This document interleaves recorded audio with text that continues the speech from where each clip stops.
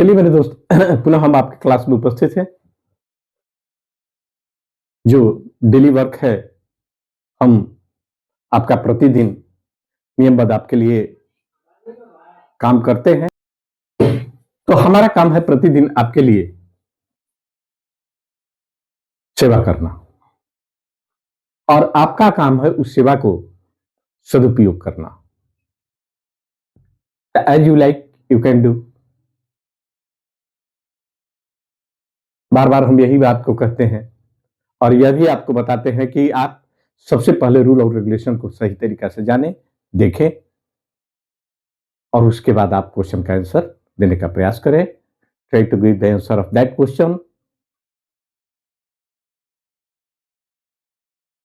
चलिए हमारे हैं अपना पॉइंट पर। थैंक्स टू एन इनसाइट, वही कॉमन एरर से है। Thanks to an insight and a persistence of the local doctor, thousands of victims have been able to resume a normal life. No error. यहां हम first में हम देखते हैं कि टू एन इंसाइट जो है यहां पर जो है the plus noun plus of plus noun इसी रूल पर आधारित है। इसलिए पार्ट ए में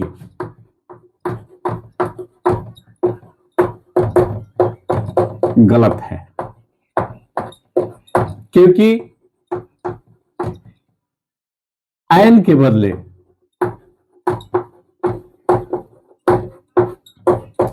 डी का प्रयोग होगा।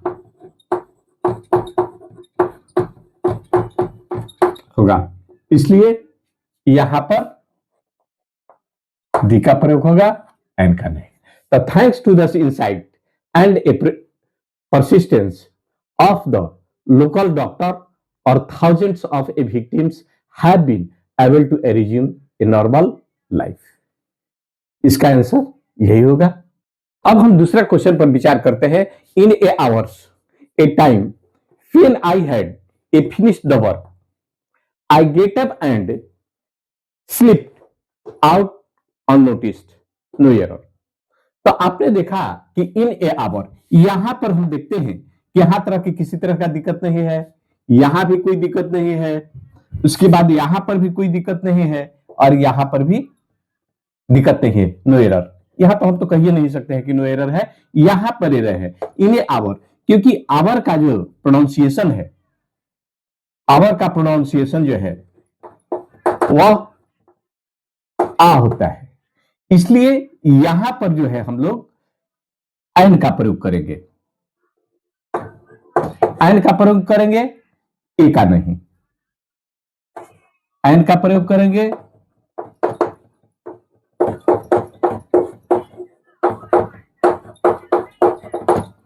ए का नहीं।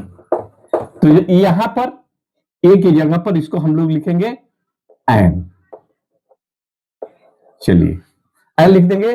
तो in an hours a time when I had a finished the work I get up and slipped out the unnoticed, no error. तो हम लोग यही बात को कहेंगे कि पार्ट,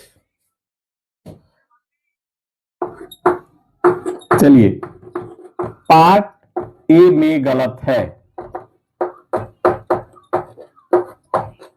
गलत है क्योंकि आवर का उच्चारण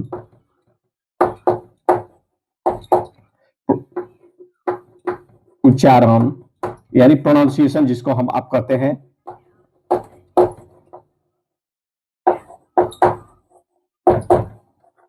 हिंदी में अ होता है, आ होता है। इसलिए इसके पहले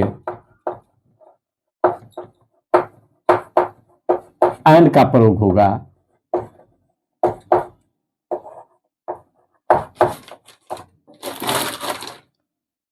ए का नहीं। अब हम अगला एक क्वेश्चन देखते हैं कि कहता है कि he was the more heroic a style to depict और ए वायलेंस नो एरर। तो यहां पर जो हम देखते हैं कि ही वाज, तो यहां किसी तरह ही यूजेस यहां पर किसी तरह का नहीं है, ये ऑब्जेक्ट का काम कर ही रहा है हीरोइक। और स्टाइल टू, तो यहां तक किसी तरह का नहीं। अब पार्ट सी में टू डिपिक्ट है और ए वायलेंस, तो यहां आइडोमिक है, आइडोमिक मेटिक है, क्योंकि डिपिक्ट वायलेंस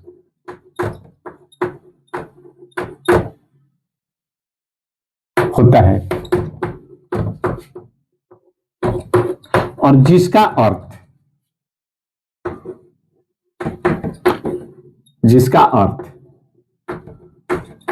माने किसी हिंसा का वर्णन करना, हिंसा का वर्णन करना,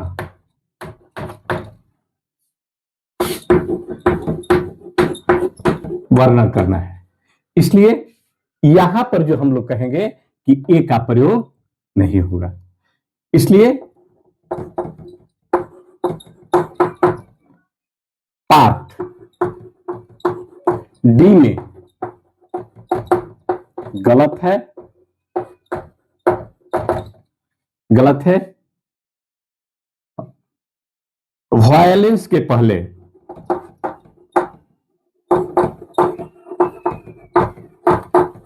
ए का प्रयोग नहीं होगा, ए का प्रयोग